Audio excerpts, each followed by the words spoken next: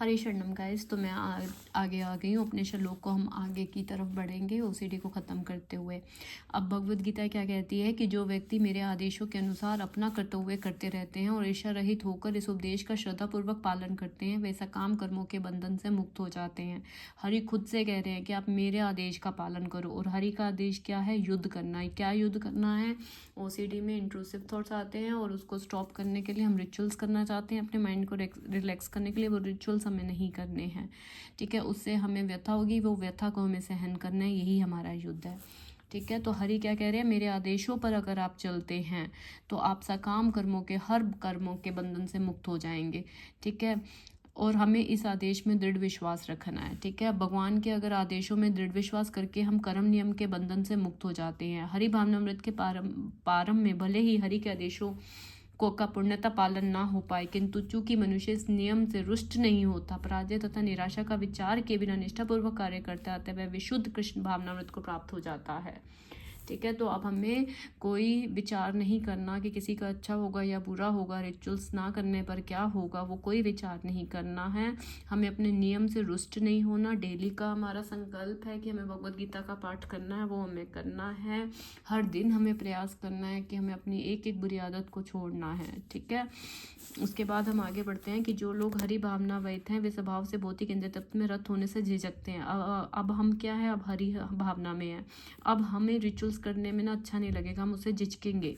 अनियंत्रित, जो अनकंट्रोल्ड वे में इंद्रिय भोग ही भौतिक बंधन का कारण है। अनियंत्रित इंद्रिय भोग मतलब हमारे रिचुअल्स, ठीक है, वो ही फिजिकल बंधन का कारण है। किंतु जो शास्त्रों के यम नियमों का पालन करता है वह इंद्रिय विषयों में नहीं फंसता। अब हमें शास्त्र जो कह रहे हैं हमें उसका पालन करना है, तो हम इस इंद्रिय विषयों में नहीं फंसेंगे, ठीक है गाइस।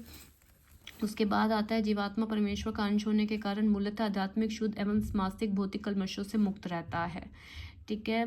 वो पाप नहीं करना चाहता। आपको पता हम लोग भी पाप नहीं करना चाहते। ये जस्ट ओसीडी इंट्रूसिव थॉट्स हमें तंग करते हैं। इसके लिए हमें आदेश मिल चुका है, युद्ध करो। सब एक ही रूप है। वो कभी आपको मैं एक चीज़ बताती हूँ कि ओसीडी किस तरह से डराती है, ठीक है। कभी आपको वो भगवान के फॉर्म में डराएगी कि तूने इस भगवान की नहीं करी, उस भगवान की, ठीक है। कभी वो जो इंसान इस दुनिया में नहीं है उसको लेके डराएगी, ठीक है। कभी आपके परिवार वालों के लिए डराएगी, दोस्तों के लिए डराएगी। तो आप समझो कि उसकी चाल है। सब में हरि है, हरि आपके साथ है। आपका युद्ध ही यही है कि आपको रिचुअल्स नहीं करने, ठीक है। तो आपको इसी पे ही रहना है, उसकी चाल को समझना है, मन की चाल को, ठीक है। बहरूपिया है, हरि खुद कहते हैं कि मन बहरूपिया है, ठीक है।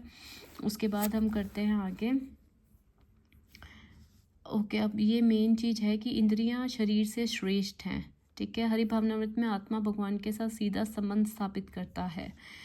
चूंकि मन सक्रिय रहता है, शरीर के मौन तथा स्थिर रहने पर भी आपको पता है मन कार्य करता रहता है। यथा स्वप्न के समय मन कार्यशील रहता है, किंतु मन के ऊपर बुद्धि की संकल्प शक्ति होती है, ठीक है। जैसे मन ने कुछ विचार कर लिया तो अब बुद्धि संकल्प विकल्प करती है, और बुद्धि से ऊपर स्वयं आत्मा है। यदि आत्मा प्रत्यक्ष रूप से परमात्मा में रत होए तो अन्य सारे दिन यथा बुद्धि, मन तथा इंद्रिय स्वतः रत हो जाएंगे। इंद्रिय विषय इंद्रियों से श्रेष्ठ है और मन इंद्रिय विषयों से श्रेष्ठ है।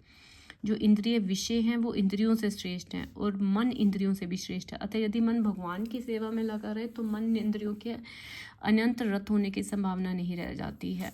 यदि मन भगवान की दिव्य सेवा में लगा रहे तो जो हम विषय लगे रहते हैं, तुच्छ मतलब रिचुअल्स करने में लगे रहते हैं, तो उसमें हम नहीं रहेंगे। अगर हम बस भगवान की सेवा में लगे, उनका मंदिर साफ करें, उनके लिए अच्छा अच्छा भोग बनाएं, ठीक है, पाठ करें, हरि नाम लें, ठीक है। आत्मा को महान कहा गया तो आत्मा इंद्रिय विषयों, इंद्रियों, मन तथा बुद्धि इन सब के ऊपर है। अतः सारी समस्या का हल यह है कि आत्मा के स्वरूप को प्रत्यक्ष समझा जाए, ठीक है। मनुष्य को चाहिए कि बुद्धि के द्वारा आत्मा की स्वाभाविक स्थिति को ढूंढे और फिर मन को निरंतर हरि भावनामृत में लगाए रखे। मनुष्य को अपनी बुद्धि का उपयोग करके मन को सशक्त बनाना है।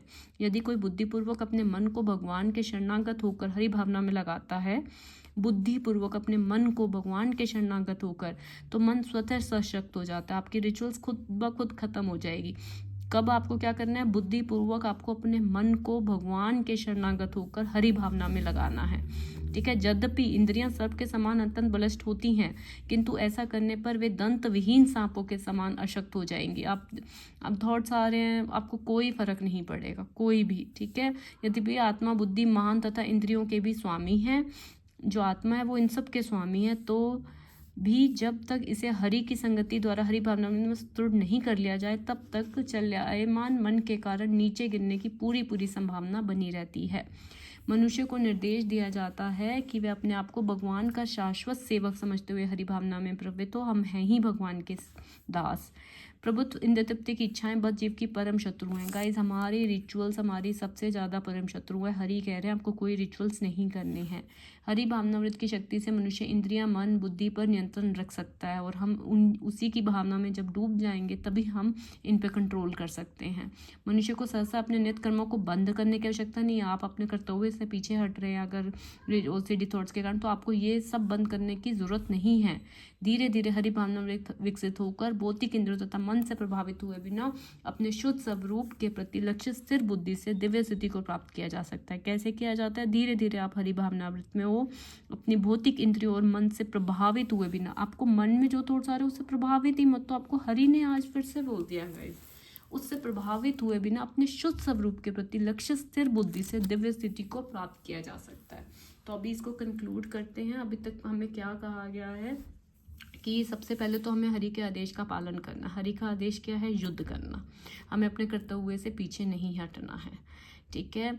ये स्ट्रॉन्ग है, लेकिन आत्मा इन सब से ऊपर है। बुद्धि, मन, इंद्रियों, इन सब की आत्मा स्वामी है, ठीक है। इसलिए हमें मेन आत्मा का स्वरूप समझना है कि आत्मा है क्या, ठीक है। मन के में जो भी विचार आए उससे प्रभावित हुए बिना हमें अपने लक्ष्य रखना है, ठीक है, कि हम दिव्य स्थिति प्राप्त कर सकें, ठीक है। किसी भी उसमें नहीं आना है।